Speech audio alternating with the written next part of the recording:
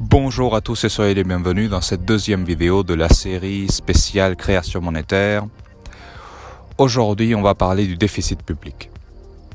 Alors, quand les journalistes, les politiciens, les experts nous parlent du déficit public, c'est toujours la même chanson.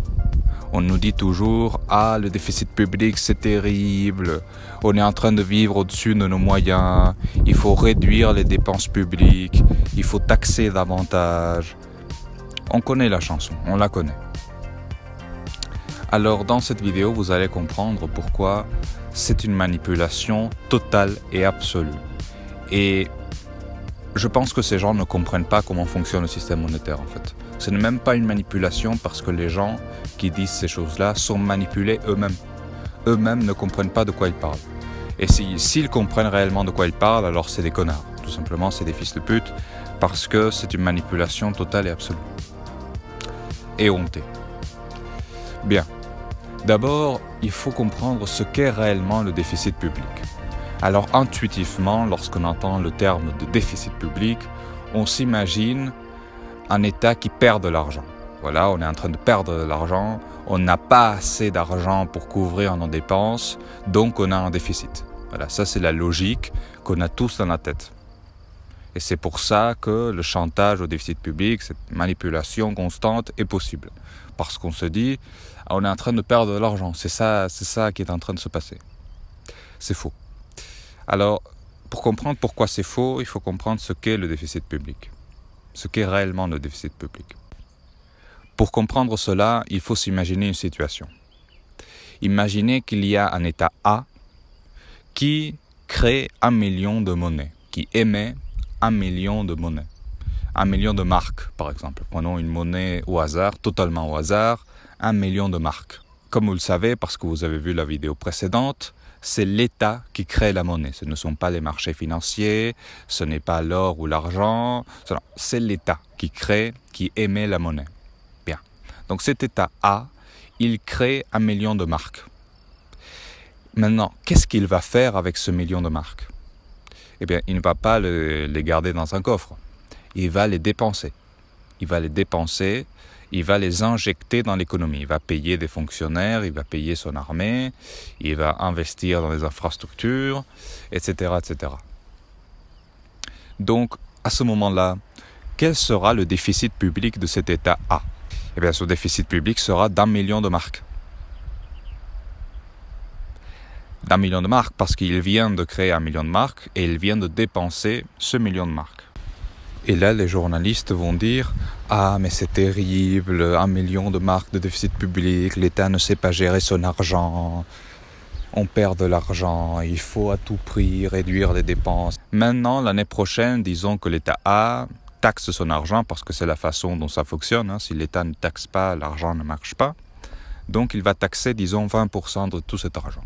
Il taxe à 20%.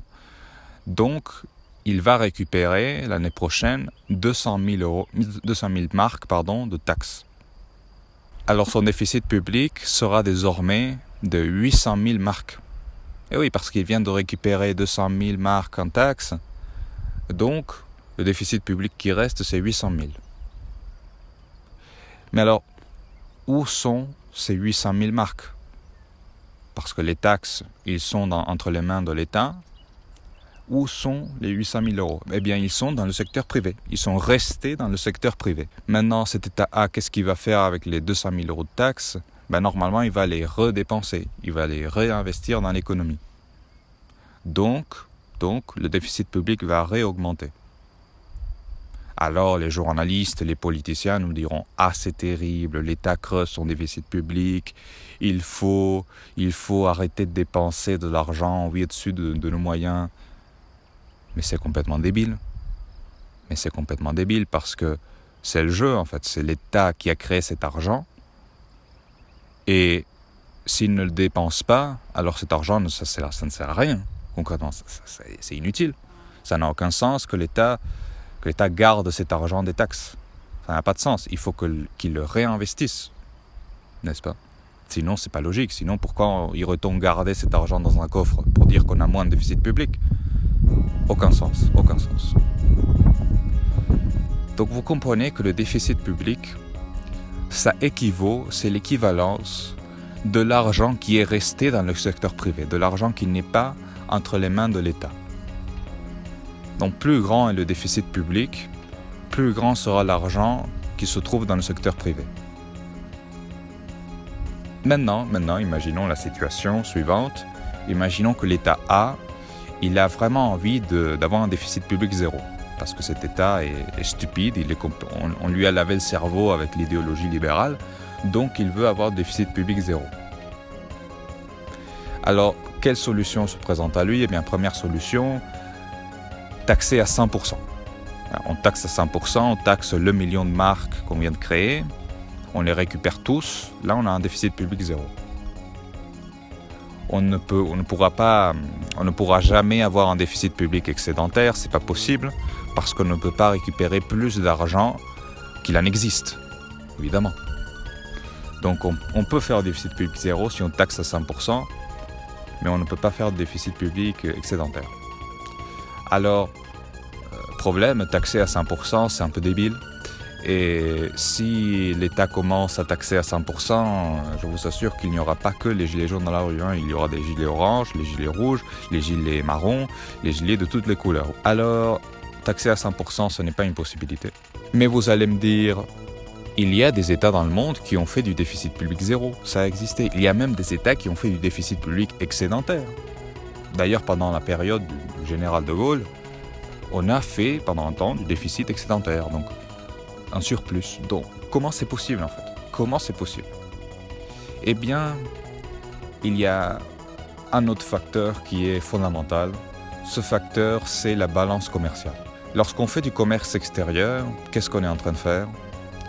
On est en train de vendre nos produits pour récupérer de l'argent. Et l'autre État nous paye avec sa monnaie.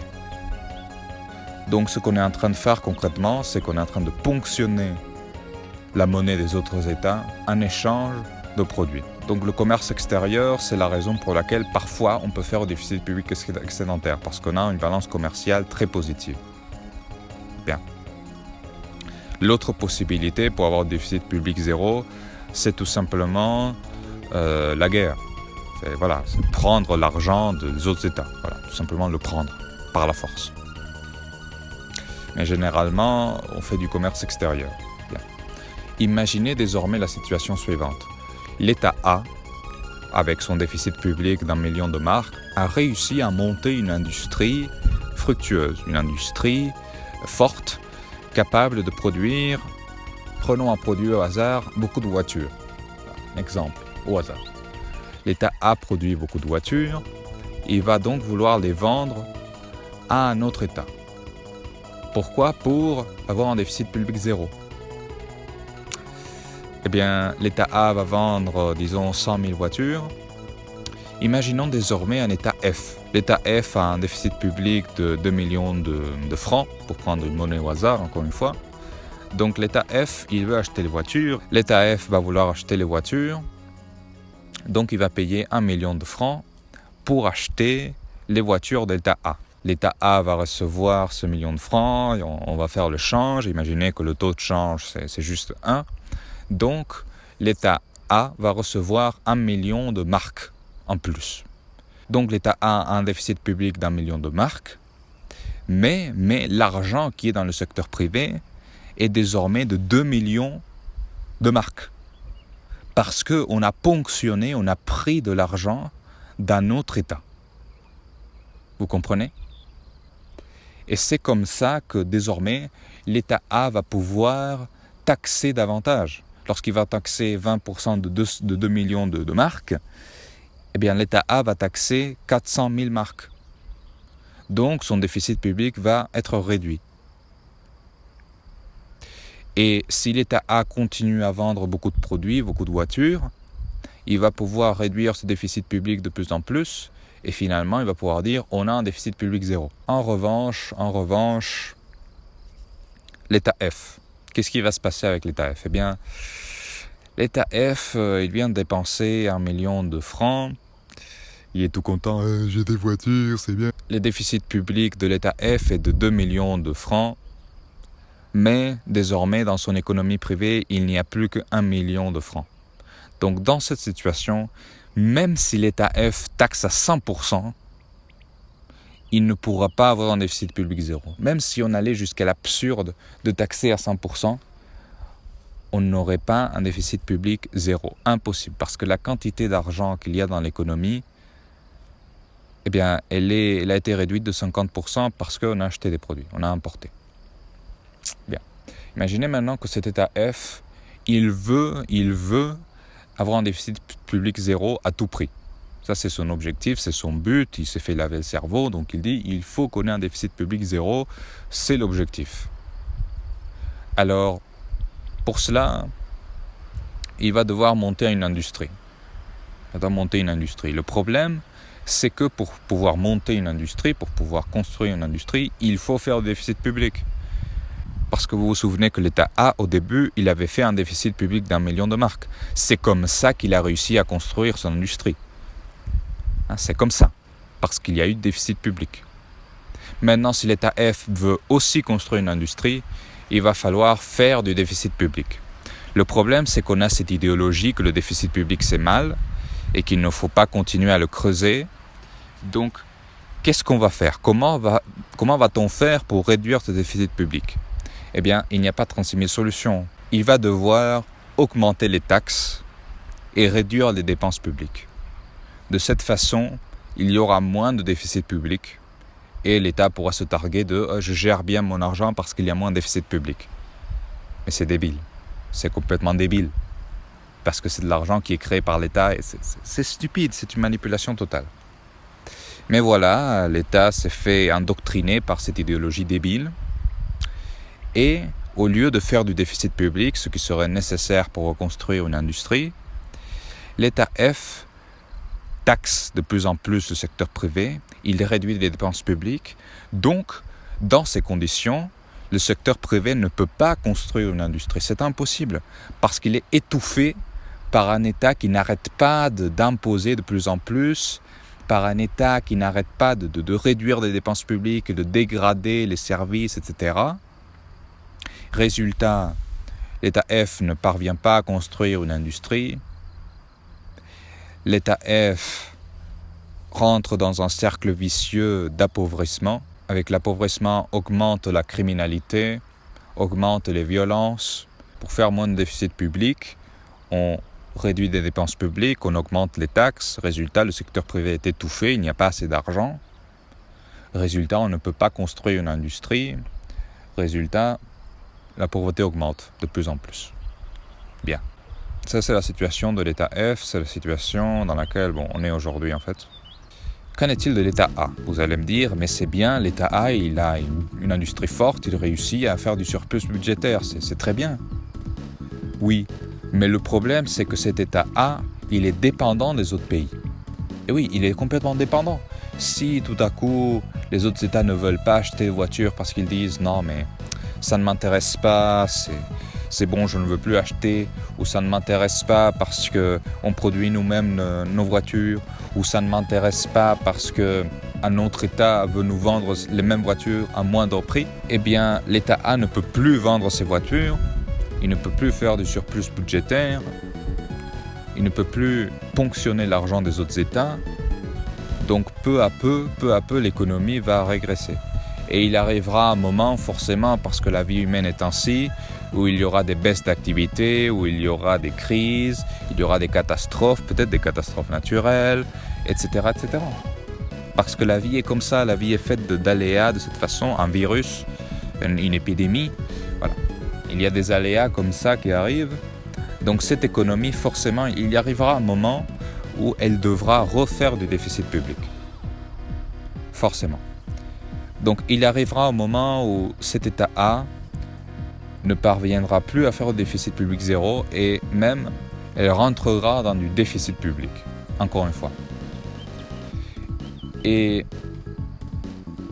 si cet État A, on lui a lavé le cerveau en lui disant le déficit public c'est l'horreur, c'est l'enfer, il ne va évidemment plus faire de déficit public. Cet État ne va plus émettre de l'argent pour alimenter le secteur privé. Non, ce qu'il va faire, c'est soit il va forcer son industrie, son économie à vendre de plus en plus, il va réduire les prix, il va étouffer les travailleurs pour qu'ils travaillent de plus en plus et vendre à tout prix.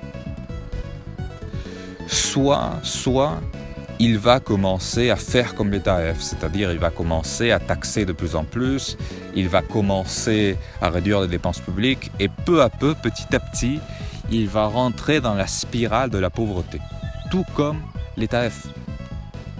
Donc vous comprenez que la solution, ce n'est pas d'être comme l'État A, ce n'est pas de tout reposer sur notre industrie et de vouloir à tout prix faire une balance commerciale très forte pour... Non. La solution, c'est évidemment d'avoir une industrie, mais aussi d'être autosuffisant, d'être capable d'être autosuffisant, de ne pas dépendre des autres pays. Donc, c'est la solution de ponctionner de l'argent aux autres pays et en même temps, être autosuffisant et mettre soi-même de la monnaie pour pouvoir être tranquille et dans le cas où il y aurait une catastrophe ou des problèmes, et bien pouvoir relancer l'activité facilement. Ça, vous avez reconnu du Keynes, vous avez totalement reconnu la logique de John Maynard Keynes. L'État doit investir pour relancer l'économie. Mais c'est le bon sens, si vous voulez, c'est tout simplement le bon sens. Je ne dis pas qu'en faisant cela, l'État va réussir à avoir une croissance permanente, mais c'est la façon dont une économie, dont un État peut exploiter ses richesses de façon plutôt constante et sans entrer dans des mauvaises spirales, dans des spirales dégueulasses de la pauvreté, comme en ce moment l'État F. Vous avez compris, je pense, ce qu'est réellement le déficit public. Le déficit public, c'est de la monnaie qui est créée par l'État.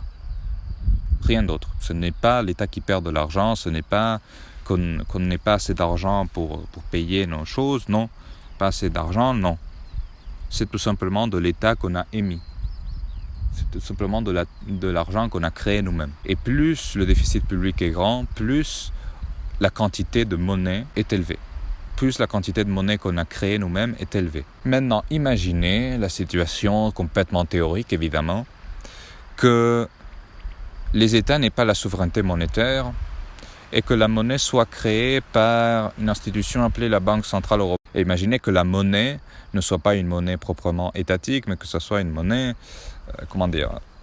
une monnaie unique. Eh bien, résultat, c'est que les États, lorsqu'ils auront besoin d'émettre plus de monnaie, lorsqu'ils auront besoin de faire plus de déficit public, ils ne le pourront pas. Donc, les États sont forcés à poursuivre l'objectif du déficit public zéro. Ils n'ont pas de choix en fait. Ils n'ont pas le choix. Ils ne peuvent pas choisir de non mais attends c'est débile, je vais juste créer plus d'argent parce qu'on en a besoin et comme ça je vais relancer l'économie. Non. Ils sont forcément obligés de rentrer dans la spirale de la pauvreté. Ils n'ont pas de choix. Et qu'arrive-t-il lorsqu'un État qui fait partie de ce conglomérat d'États qui partagent une même monnaie, lorsque un de ces États, l'État A, commence à vendre beaucoup de voitures et commence à faire des balances commerciales très fortes, eh bien, l'argent va graviter vers cet État. Et les autres États n'ont même pas la possibilité de créer plus d'argent. Résultat, les autres États vont s'appauvrir de plus en plus. Les travailleurs qualifiés vont aller vers l'État A, parce que c'est l'État A qui a l'industrie. En revanche, l'État A, comme je vous l'ai dit, il est dépendant des autres États. Lorsque les autres États vont s'appauvrir de plus en plus, il arrivera un moment où ils ne pourront plus acheter les dites voitures. Voilà, je pense que vous avez compris mes analogies. Je pense que vous avez compris à quoi je faisais référence. C'est la situation dans laquelle on est. Si l'on sortait de cette stupide croyance que le déficit public est mauvais, que le déficit public c'est l'enfer, alors que c'est tout simplement de l'argent émis par les États, on pourrait construire des économies saines, on pourrait reconstruire des économies, mais si l'on ne sort pas de cette stupidité, on ne pourra jamais reconstruire une économie. Jamais. Il va falloir forcément à un moment, faire du déficit public. Je crains que cela n'arrive que lorsque un dictateur ou un homme providentiel, entre guillemets, arrive au pouvoir, parce que c'est ce qui est arrivé par le passé. Regardez la République de Weimar. La situation de la République de Weimar était la pauvreté absolue.